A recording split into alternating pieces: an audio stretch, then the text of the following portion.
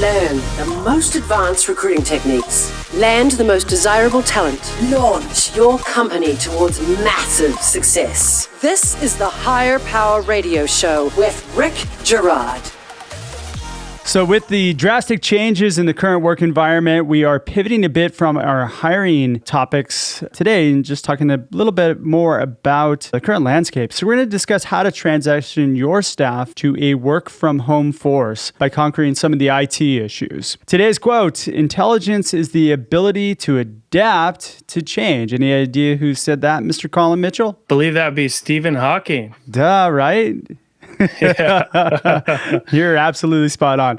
I'm Rick Girard, and welcome to the Higher Power Radio Show. We help entrepreneurs and hiring managers avoid costly hiring mistakes by identifying a specific problem and providing proven solutions to enable your companies to win the right hire. We share insights from top-performing rebel entrepreneurs, disruptors, and industry experts like our guest today, Collin Mitchell. He is the CEO of Monster VoIP. Collin is a serial entrepreneur who is passionate about technology and his mindfulness practice. His first entrepreneurial project was with his wife in their apartment living room, which they bootstrapped together to a $5 million in revenue company in 26 months. Most recently, he's been working on Monster VoIP, a nationwide unified communications provider that gives enterprise features at an SMB price. Personally, Collin is an early riser, consistent meditator, and a swimming enthusiast. Collin runs a virtual organization which is thriving, which is what makes him a perfect expert for today's topic. Collin, welcome to the Higher Power Radio Show today. Thanks so much for having me. I'm happy to have you. Man, one of these days I'll get the beginning of these shows right. Like I figured maybe after 4 years we'll get it down. That was a little bit of a lengthy intro there for me, but I'll take it. Today we're going to discuss why it's important to pivot your workforce to work from home. And then we're going to talk about how to set up and improve productivity and security from an IT perspective. Sound like fun? Absolutely. All right. So let's tackle the most pressing issue right now, which is why pivot to a more remote workforce right now? Well, I think most of us don't really have an option. So we're kind of forced to maybe, do something that we wouldn't do otherwise. So very true. So very true. I mean, it just makes sense. And I know that there's a lot of startups out there that really don't know how to do this. So let's walk them through how you guys did it and give a really good indication of how to do it. So let's run through the basics of what are needed right now. What do you need if you want to get your workforce working remotely? So we have almost 40 people on our team, and we've been working remotely for many years now. So this wasn't much of a change for us. And there's things that we've picked up along the way that we found, that are absolutely necessary. I think two of the biggest concerns are obviously productivity and security. Sure. And, some of the basics that you'll need is, number one is, we really need to make sure that these remote workers have a strong internet connection, because they're now going to be doing things on their home network that they weren't before. And we want to make sure that the internet connection is going to be conducive for that. So what is a strong internet connection? So I think, it really varies by provider. But if you had like 50 megs, I think that would be fine. And really, if you do have bandwidth restrictions, then it's going to be important to not do things like stream music while you're working, if it's slowing down your activities that you need to do to get your job done. I would imagine, though, as more and more people are going to be working from home, that we're going to have bandwidth issues. Yeah. And I think that ISPs are probably prepared for that. And I would expect that they're taking measures, knowing that people are going to be calling to improve their, current internet plan. An upgrade is probably a good idea. If you're streaming, right? If you're actually doing video conferencing and that other stuff, you need probably a higher bandwidth to avoid any issues. Yeah, so if you're using things like Zoom and you're streaming and you're also in your CRM and you have your messaging apps and you're doing lots of things that are requiring bandwidth, then looking into upgrading might be important. I think that it would be nice if employers offer some sort of stipend for those that do need to upgrade the internet. And it's really I've been watching the last couple of weeks now how companies are starting to offer things that they weren't before, to support this type of thing. So it'd really be nice if the internet providers really stepped up and, offered to increase internet speed or give special discounts during this time, because it's really important that we all come together and, help each other out. Yeah, most definitely. I think that would be awesome. Hey, you know what is really a cool side effect of this whole thing is I don't see a whole lot of job ads for like ping pong tables and foosball tables anymore. Like that's not really a big thing anymore. No, I think that, well, even if those ads are running, I think that they're getting lost in the feeds by the message that everybody's seeing, From a bandwidth perspective, if I'm working from home, I need to be able to have Zoom. Like at what level, do you know what level like we should be looking at? Yeah, I think if you had like 50 megs, you would be fine. One of the things that's really funny about internet service providers is the same speed that you would get in a business environment typically costs more than what you would get on a residential plan for the same speed internet. So it's actually not going to be like crazy expensive for you to upgrade your internet plan to make sure that you have the proper speed to do your job. So if you have 50 megs, you should be fine. And, I wouldn't say necessarily just jump to spending more money, especially in times like this, right? Test it out, do your job. If you're having some challenges, reach out to your internet provider, see what they can do. Reach out to your leadership, see if they can help you, what that cost is going to be to make sure that you can do your job. So most companies right now they're already providing a laptop, right? So you've already got that covered. There's not really that many additional costs that you'd have to incur other than maybe just an upgrade in the internet. What about communications from a phone perspective? Yeah. So, just to kind of go back to the laptop, as long as you have a good, laptop that's dual core, or, at least 5 gigs of RAM, that should be sufficient to do your job. And then from a productivity standpoint, you might want to, if you're using a VoIP phone solution, you want to make sure that you're able to get a, application on your laptop or on your mobile device, depending on how you're going to make your business calls. And then one thing that's huge too, things that you just don't think about is you want to make sure you have a noise canceling headset as well, right? Because kids are home. Right. So if you're trying to do your job, you got the toddlers in the background or the dog barking, it's going to make it really hard to get things done. That is so very true. All right, you're listening to the Higher Power Radio Show. I'm Rick Girard, and for our podcast listeners, we're going to take a quick educational moment from our sponsors.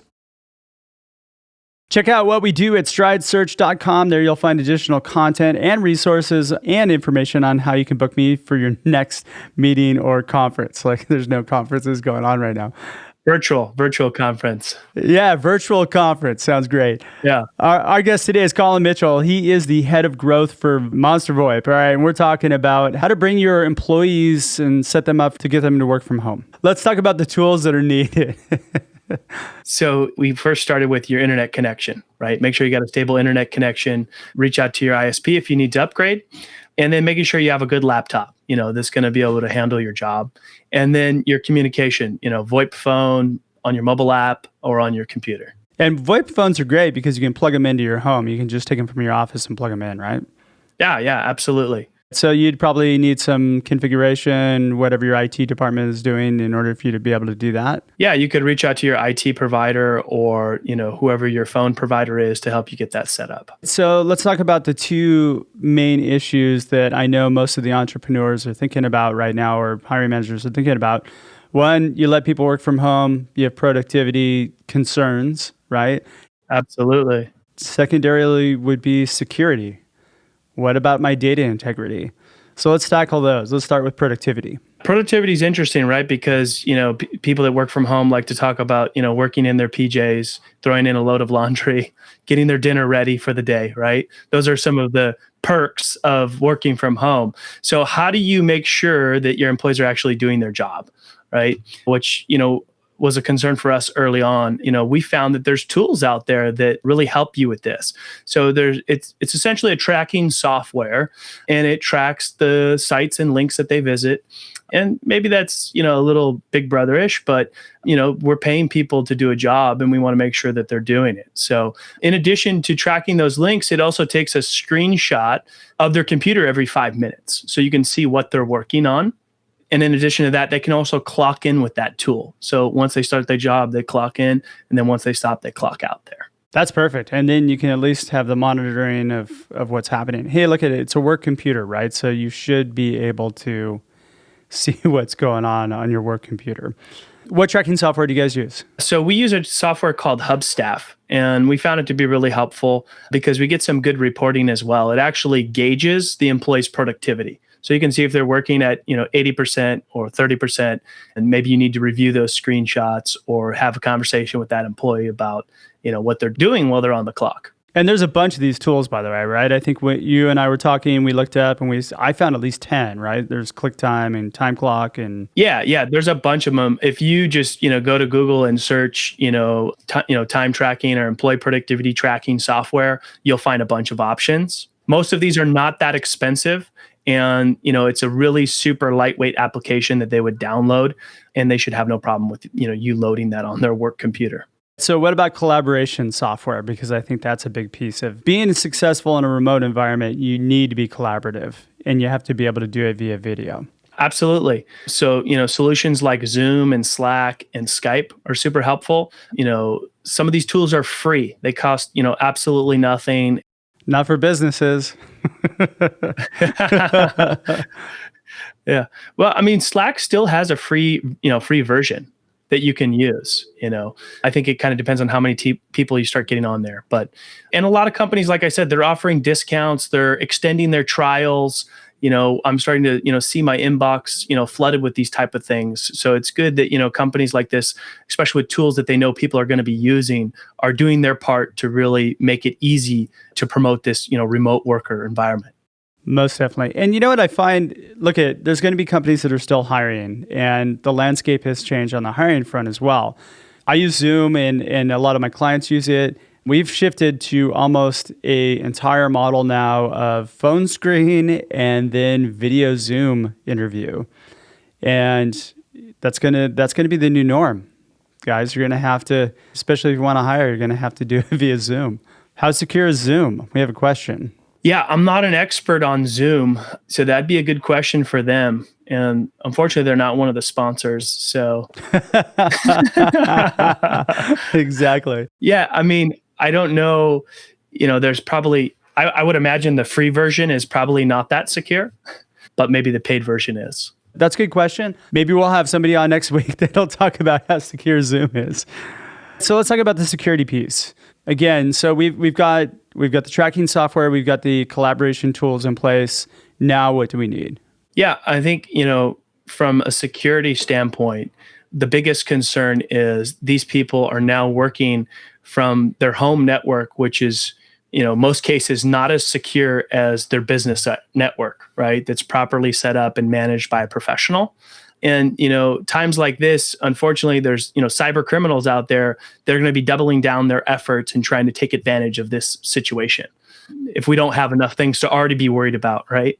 So you need to set security protocols for home internet, right?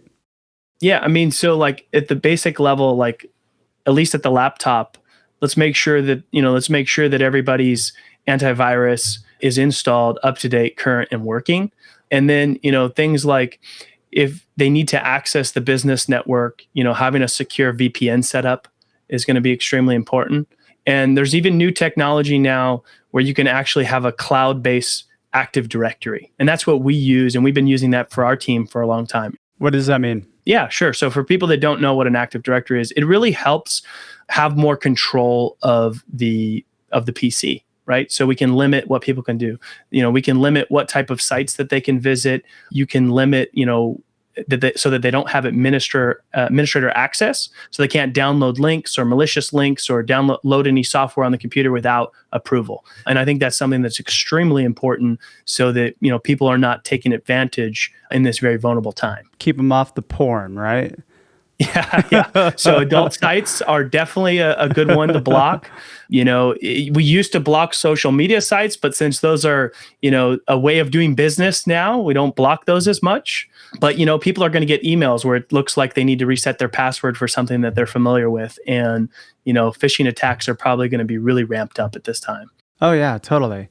So if it's not somebody that double check it before you even click those links. That's just a given. You know what? I think you're bringing up a really good point, is that especially during this time, we really need to be hyper aware, hyper focused of the emails that we do get and what we click on. Absolutely. Anything else from the security perspective? Yeah, so the Active Directory software that we use, I don't know that there's a bunch of them out there. This is kind of a big deal and new technology. We use JumpCloud, and they offer a free version, I think, for up to 10 PCs. So, the big thing is a lot of these tools that you need are not that expensive. They're easy to get set up and deploy. Well, look, if you're a small company or like 10-person company, like that's free. Take advantage of that. Whatever you do, and I've talked to a lot of IT security people that are like, look at whatever you do, don't let people run off of their own backbones. You need to have your own data protection in place. I mean, you really definitely do. Right. Yeah. Also, like not saving, sensitive files on your regular local desktop. Who knows the world we live in? If your laptop gets stolen or whatever the case is, who knows what we have ahead of us, right? People do crazy things in desperate times, right? So, so saving files in, a secure, OneDrive, Google Drive, Office 365, anything that has, sensitive information, being extra careful. Perfect. And then just as an add-on, I think it's important that like people get in the right mindset every day before they start working, right? Because, number one, stop watching the news. You're gonna be stuck on coronavirus stuff all day long. But okay, how are you promoting like well-being? Yeah, I mean, definitely stock up on toilet paper, number one. Too late for that, man. That ship has sailed. It's so funny because, I mean, if things got that bad, would that really be your biggest concern? I have friends that went to Home Depot and bought like bidets that they just hooked up to their toilets. Yeah, I saw somebody that did that too, and I thought that was so clever, So anyway, yeah, I mean, trying to stay sane in a time like this is going to be difficult, right? Because we have all this stuff that's really loud in our face saying that we need to panic. So there's simple things that you can do. These are things that I practice myself, and just really in anything that you're currently doing, just really ramp up on that and stay committed, to doing whatever it is you do to keep you sane. If it's yoga, if it's meditation, if it's going for a walk around the block, whatever it is. But it's also, we're cooped up in our homes. People are, have kids at home. They're not able to get out as much. So these things are going to be even more important. Yeah, especially if you're collaborating too. I think it's important that you get dressed up like you would be going to work. Don't stay in your jam. I mean, you can have pajamas from the bottom down. I mean, I'm wearing my pajamas right now. You can't see, but but why not dress the same way and like just keep things normal? Yeah, I think that's a super valid point. Get up, get dressed, take a shower, brush your teeth, make your bed, do these simple things that you would do just like as if you were going into the office. But, also have a plan, right? Have a schedule. If you're going to take short breaks, have that mapped out in your day, so that it's not as easy for you to get distracted with throwing a load of laundry in or, preparing your dinner or things like that. Making lunch and then watching Oprah and then you're done, right? Actually, Oprah's not anyway. I guess it's Dr. Phil now, right? I don't know. I don't watch any of this stuff. Or getting stuck on your social media feed, right? And like, oh my gosh, hours passed, gotten no work done. So for me, like taking short walks, standing up, you can make a makeshift, standing desk at home with whatever you have. And taking short breaks, walk around the block, things like that. Or grab your standing desk from the office and bring it home with you if your boss will let you do it, right? Yeah, absolutely. We're just about getting close on time. Collin, what would be like 2 or 3 key takeaways you can give the audience so they can plug into their business today? Absolutely. I think that the big, key is to really, focus on productivity and security, right? Making sure that your teams are set up for success and focusing on those 2 things. And the big thing to know is that these things are super easy to implement and they're not that expensive, and some of them are even free. And which would lead me to the next question. And they could probably reach out to you, or we can have a link here where you can help put something together and share that with them. Yeah, I'm more than willing to help. Anything that I can do to help people during these times, I'm more than happy to. People can DM me, call me, text me. You can take my number. It's 424-367-1880. Call, text. I'm more than happy to answer any questions. We've been running a remote team for many years with a lot of success. What's the best way in which members of the audience can find you and, via online? Yeah, they can find me on LinkedIn, or they can also email me as well. Collin, Collin, at monstervoip.com. And we'll have all those in the show notes. Man, thanks so much, Collin, for your time investment today. And I want to welcome you to the Higher Power Radio community. I also want to thank our listening audience for tuning into this week's episode of Higher Power. A quick thanks to our sponsor, Vidori, and to our team, our engineer, Christopher Decker, our producers, Andrea Ballin, Rick Girard. If you're listening to the podcast, please subscribe, review, and share. We are listening. We love your feedback, and we're just trying to make the show better for you.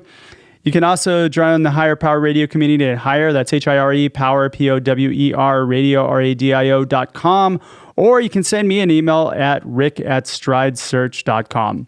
Tune in next week. Our guest is going to be Chris Wood. He's the Director of Recruiting for Rise Recruitment and the Managing Director of the Recruitment Collective. I'm your host, Rick Girard, and you've been listening to the Higher Power Radio Show. Aloha. Thank you for listening to Higher Power Radio. Catch our LinkedIn Live show every Tuesday at noon, or download the podcast on iHeartRadio, iTunes, YouTube, or your favorite podcast platform. We appreciate you joining us on Higher Power Radio with your guide to recruitment success, Rick Girard.